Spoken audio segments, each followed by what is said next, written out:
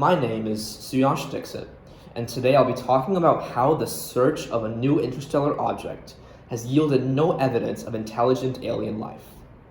Comet Borisov is the second interstellar object to be found, and the first interstellar comet.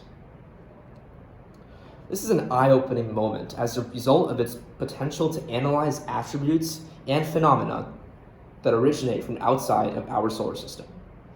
There's been lots of excitement around it as a result of its unusual characteristics and a hyperbolic path based on naturally occurring astronomical phenomena.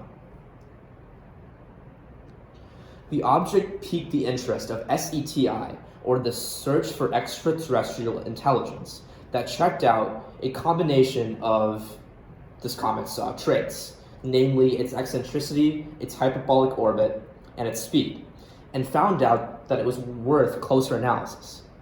And pictures like the one in the top right allow scientists to find these attributes as well as speculate on the point of origin of the object, as the top right picture actually did. And scientists' reaction to the find was extremely similar to Oumuamua. That was the first interstellar visitor that was found about 3 years ago.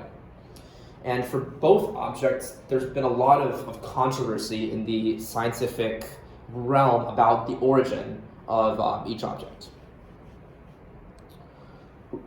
So recently, SETI launched a new project called Breakthrough Listen that has the intent of using strategically placed large radio telescopes acting in sync to acquire signals from interstellar space with the hope of finding radio signals that equate to intelligent alien life. One of these large arrays is in the States and the other is in Australia. After 6 months of listening, radio silence was heard from this comet, extremely similar to Oumuamua about 3 years ago. Yet, how do scientists actually make these conclusions? And SETI's answer lies in the presence of technosignatures. These are pieces of information spanning several categories, from things like infrared radiation, pollution, and unnatural compounds, to find out if the object actually originates from an intelligent alien civilization, especially the presence of megastructures that can possibly harness a star's energy. This is the first step in the eventual goal of finding a biological signature.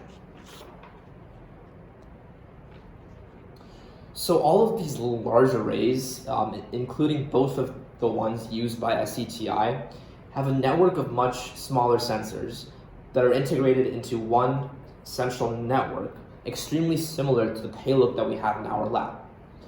In terms of the array, an antenna receives radio waves and transforms them into voltages. This process is quite similar to how a lot of our sensors used on our payload acquire data through voltage measurements prior to the use of tools such as a calibration curve to turn this raw data into meaningful information. And so even though alien technosignatures were not found on this comet, the cutting-edge radio telescope technology is capable of producing massive libraries of information that will for sure allow SETI to make a more refined approach in trying to find these signals in the future.